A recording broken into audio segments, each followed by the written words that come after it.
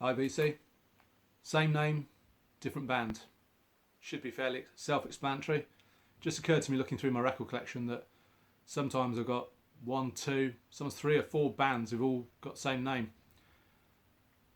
And I'm going to decide by talking about some of these records which band is most deserving of holding that name. If only one could keep it, you know, which is the best record, which is the best band. This is just for fun. It's completely subjective, and I'm not even sure I agree with my own decisions in some of these cases. My choices will change tomorrow. But if you don't know what I'm talking about and what the idea here is, you'll get the gist as we go along.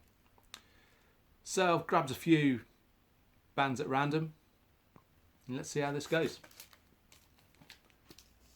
First off, Skid Row. Now I've got the original Skid Row.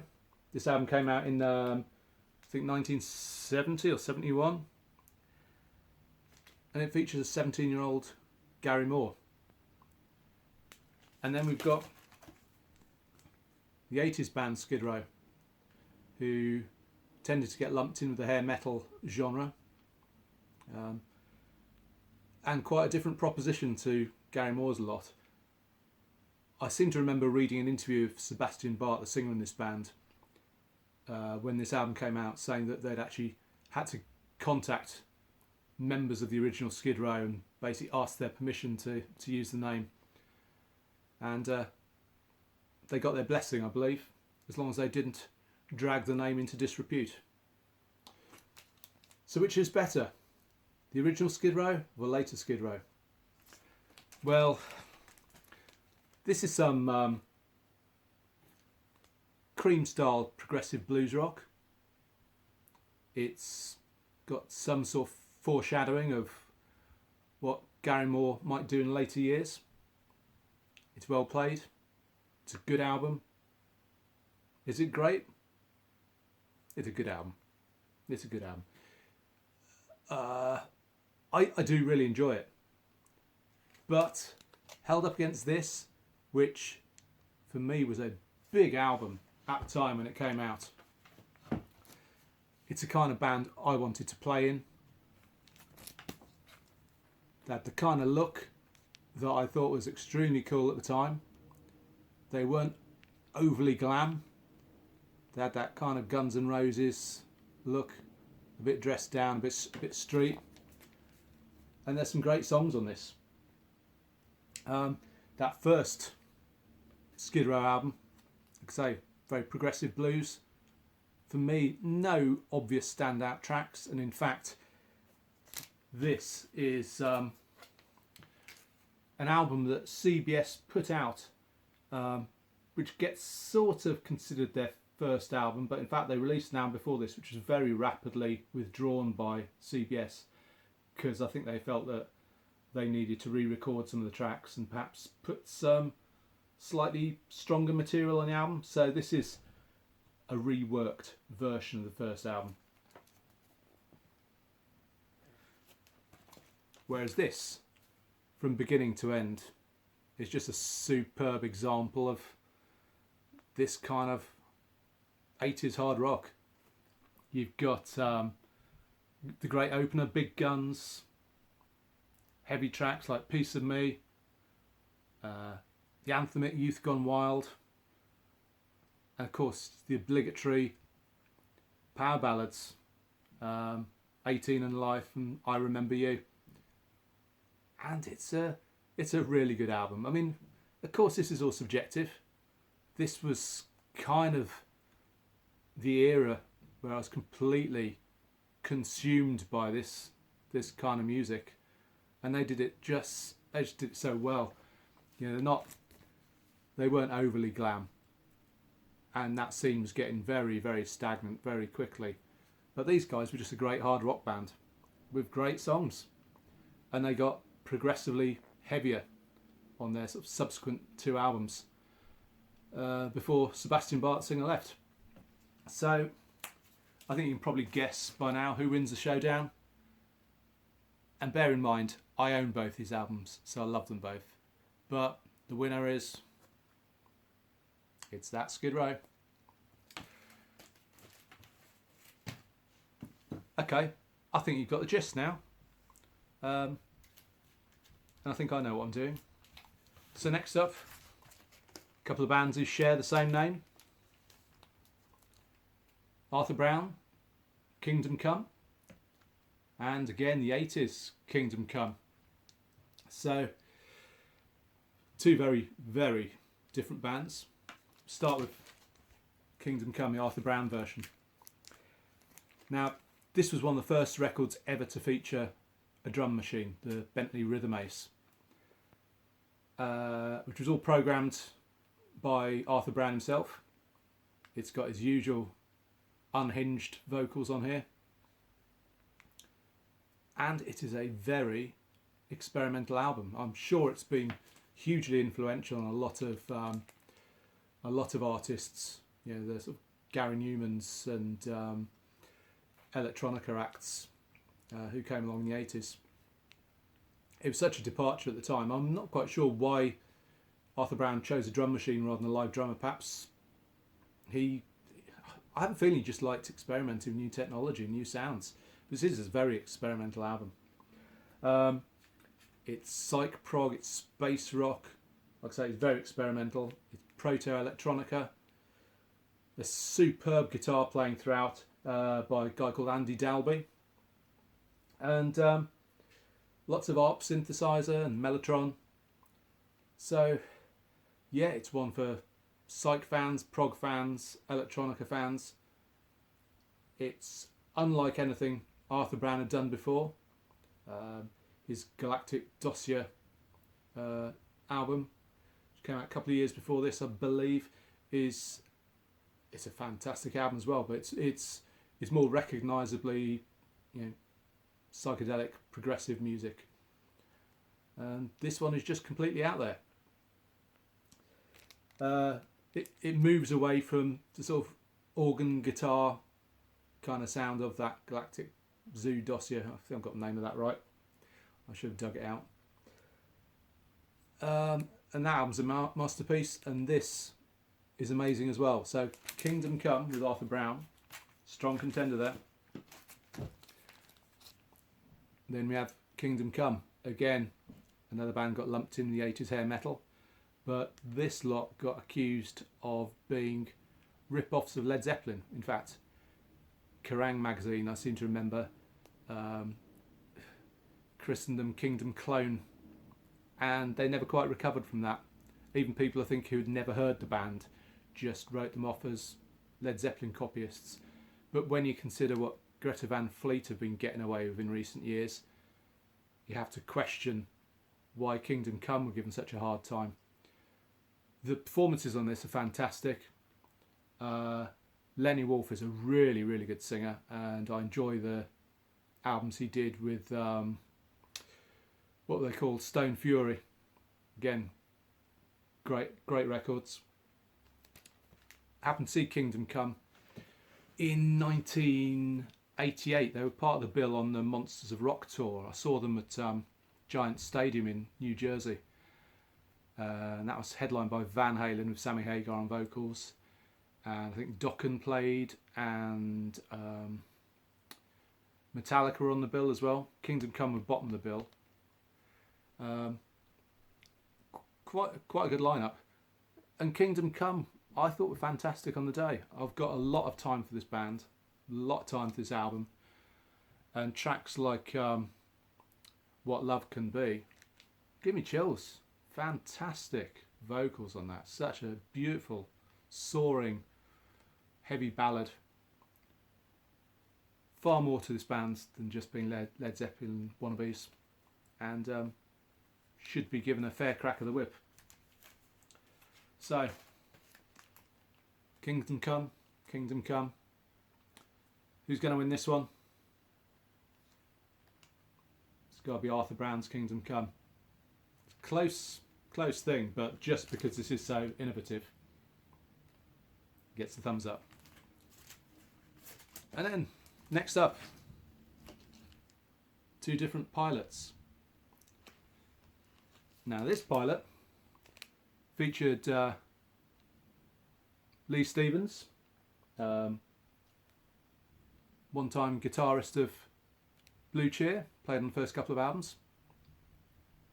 And Blue Cheer, of course, innovative band, proto heavy metal really, but this isn't like Blue Cheer. This is workmanlike horn rock for the most part, really hard to love, gruff vocals. It's in the same sort of ballpark as Joe Cocker or Rod Stewart at their most uninspired. There's a lot of piano on this, as well as some really great guitar playing, but piano, gospel style backing vocals. I think it was an attempt to show what, you know, worthy musicians they were after Blue Cheer, but unfortunately they forgot to write any decent songs. So it's one I give an occasional spin. It's semi-enjoyable, but it doesn't set the world on fire. Then we have this Pilot, and this is their third album, and they were a Scottish band, well known in the British charts for hits like January and Magic, which were really good. I was going to say pop rock, they barely even qualified as rock. They were really chirpy pop songs. And with this album, they really spread their wings. The first two albums were produced by Alan Parsons, so definitely some art rock leanings on there, and not progressive rock moves, but you know, some ambition in the songwriting. Always had immaculate vocal harmonies, and this album was produced by Roy Thomas Baker. He was fresh off having produced A Night at the Opera for Queen, so he was really on a roll, and this is an incredible album. I say Roy Thomas Baker produced. He obviously recognised another band with superb vocal harmonies, and he brings those out in incredible fashion. There are definitely elements of a Brian May type guitar sound on here, but these are all things that are already part of the Pilot sound, but Roy Thomas Baker really brings them out. And even though it feels like the songs are more extended on this, there's only 2 tracks on this album that are more than 4 minutes long. Of the tracks on here, the opening track, Hold On, is verging on hard rock. Second track, Canada, has some of the pop elements of their earlier work, but with huge Queen vocal harmonies, and reminds me of a cross between Queen and Ambrosia. It's really quite special. The track Trembling has an acoustic intro, huge layered 10cc style vocals, and a killer mini Moog solo, followed by a blistering guitar solo, and that track then segues into Maniac Come Back, which is another amazing track. I think this is one of the great unheralded albums of the 1970s. I really do. How this was passed over, I don't know, because it's up there with the best for me. Absolutely love it. I mean, yes, I love my layered harmony vocals, and I'm always drawn to that, but the songwriting is fantastic on this. I don't remember any hits from this album, but they deserve the hits, and they deserve a lot more accolades than they get. I think you know where this one's going. So good. The Scottish Pilot. And next, 2 bands laying claim to the name Mr. Big. Mr. Big, British band from the 70s, and Mr. Big, the American band from the 1980s. And very different in style. This Mr. Big featured a guy called Jeff Dicken, who went on to have a solo career and to be in a band called Broken Home. And he was always clearly a big talent, which I don't think was fully realised on the Mr. Big albums. This is a US release, which is a compilation of various tracks off the first 2 UK albums. It's the only album I own by them, but as a compilation you'd expect it to be, you know, cherry picking the best tracks off those 2 albums, and there's some really good material here. The trouble is, I have no idea what this band was going for, because sometimes there's some, you know, really searing guitar playing on here, and they get pretty heavy and sound like Yes a lot of the time. And then they have these weird moments on at least a couple of these tracks, Zambia and the title track, Photographic Smile, where they seem to be going for this sort of plinky plonky Chinese traditional folky music sound and putting rock instruments over the top, and it's just a little bit baffling. And then you have Romeo, which I think was quite a big single for them, and that is very Yes-like until it gets to the chorus, and then they are doing their best ABBA impersonation, although it's not as good as ABBA. It sounds more like the Brotherhood of Man, who, you know, English audiences will know were kind of a wannabe ABBA. Is, you know, Britain's attempt at doing an ABBA kind of 2 guys, 2 girls sort of vocal harmony pop. And it's a very strange schizo album. Where it's good, it's fantastic, but it's one of those ones, if I had it on CD, I'd probably be skipping every other track. Dickon, when he went on to Broken Home, the first album was produced by Mutt Lange, and it's hard rock, or power pop verging on hard rock, and is far more consistent. Then we have the 80s Mr. Big, and this was a bit of a super group. Featured Billy Sheehan on bass, who had recently been playing with David Lee Roth in his solo band. He's generally recognised as one of the best rock bassists out there. You know, absolute virtuoso of the instrument. There's Eric Martin on vocals, who'd put out at least a couple of solo albums. Got a great bluesy rock voice. And Paul Gilbert on guitar, who'd been in Racer X, and he's, you know, your archetypal 80s shredder really. But in this, they rein in the over-the-top virtuoso playing and produce a really good commercial rock album. This doesn't get an awful lot of love. I think people think they improved as they went on, but I don't really like their later albums. The one that followed this, Lean Into It, was the one that had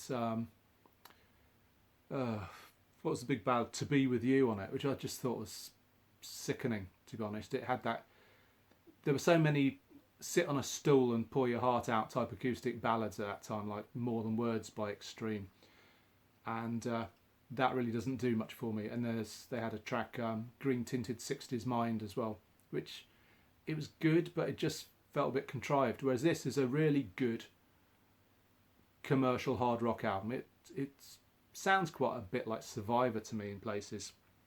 It starts off with the track Addicted to That Rush, which is a real sort of energetic opener, really gets the ball rolling really nicely. Then tracks like Had Enough, that's the one that particularly reminds me of Survivor. It's got a huge chorus, it's a real throbbing, slow burning, almost power ballad, and like I say, I think this is completely unfairly maligned. I think it's a really good album and well worth investigating. So the 2 Mr. Bigs, for me it's got to be this one. The talent was here with the 70s Mr. Big, but it's just unfocused. This band, you know, had it all really, and for me they threw it away by getting too commercial sounding with subsequent releases. But this is a good album. Then next up, perhaps you didn't know they'd been two Iron Maidens. So the original Iron Maiden from the very early 70s, and then the Iron Maiden that are considerably better known. Now, starting with these guys, this album is a limited release. Haven't shown any of the actual records yet, but this one's worth showing because it's on this white vinyl. It's a double album, limited to 300 copies. And that's all the good stuff. Now the negative stuff. It's workmanlike, plodding, dull, blues, hard rock, occasionally lapses into turgid boogie territory. I suppose it wants to be a bit like the Groundhogs or Wishbone Ash, but I don't see that any of the musicians on here quite have the chops to pull it off. The vocals are boring and dull. Songwriting's not great. I do see some people really like this album, but to me, so many other bands were doing similar music so much better. You know, if you think about the Groundhogs or Stray or those sort of bands, it's no surprise this is an archival release, because back in the day, I say there are too many other bands doing similar material so much better. So that's the original band with the name Iron Maiden. Then we have the better known Iron Maiden. And it's an original UK pressing. Came out in 1980. Original black inner.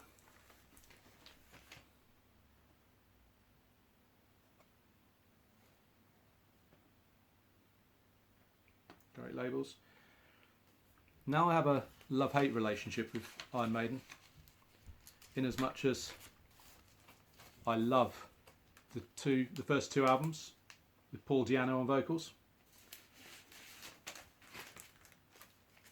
I like a lot of the first album they did with Bruce Dickinson on vocals, Number of the Beast, and after that I really find it difficult to listen to. So this Showdown is going to be based on what I think of the Paul Di'Anno era of Iron Maiden. When this first came out, a friend of mine had it, and we'd sit listening to it for hours. Absolutely loved it. I didn't get to see him back in 1980. Wish I had. Never saw them with Paul Di'Anno. I saw them on the Number of the Beast tour, and didn't rate them at all with Bruce Dickinson, which is weird because I loved Bruce Dickinson when he was in Samson. Really enjoyed that band. But this album, what a track listing. Yeah, they get accused of being a punky metal band, but they weren't punky. It's just because they had a singer with short hair who didn't have much of a range, so they got lumped in with that kind of punk metal thing. But these are kind of attempts at progressive hard rock, really. You know, their ambition has always it's always exceeded their musical abilities for me. And on these first two albums, that really works, because the naivety and the ambition go hand in hand with the shorter, punchier, more exciting songs. It's this Iron Maiden all the way. This has very little to recommend it. This is one of the great debut albums. Absolutely brilliant. And finally, we have two bands fighting over the name Nucleus. Now start with these guys. This came out in 1969. They're a Canadian band. And it's funny, when I first bought this, I was in, I think I was in the record tape exchange, the music exchange, music and video exchange as it is now in Notting Hill Gate. And I was looking at this in the racks, pulled it out, thought, I'm having that. And some grizzled old long-haired guy looked over my shoulder and said, I wouldn't bother, that's a terrible album. And I promptly bought it. I got it home, played it, and thought, what's that guy talking about? This is fantastic. And it's funny because the longer I've owned it, the less I like it. It's sort of late psychedelic hard rock with some progressive moves on it. I suppose more than anything it reminds a little of Vanilla Fudge. You know, very, very dependent on its sort of organ guitar interplay. But the problem I have with it is that they extend some tracks and there's a lot of time changes and so on, but none of it sounds like it was planned. It's almost like they're jamming and somebody just decides to change the tempo or the time signature and everyone else tries to sort of fit in with it. So it's not very structured. I don't think they'd written many of these songs beyond, you know, a loose jam. And the singer's voice is really grating. You know, occasionally they'll flirt with the idea of singing in tune, but it doesn't happen very often. And it's weird because this one really does split opinion. Some of the reviews I've read have said, no, this is one to avoid. But there's a lot of love for this. So it's one sometimes I think it's great, other times I just think, oh, no, that is just also ran, you know, proto-prog psych nonsense. Then we have Nucleus, Ian Carr's Nucleus. And I've shown this before. And I love this band, I love this album. In the same ballpark as sort of Miles Davis, sort of his sort of Bitches Brew era. And then there's parts which have that kind of horizontal jazz funk groove that you get in the best blaxploitation movie soundtracks. And the musicianship is incredible. On first two Nucleus albums, I think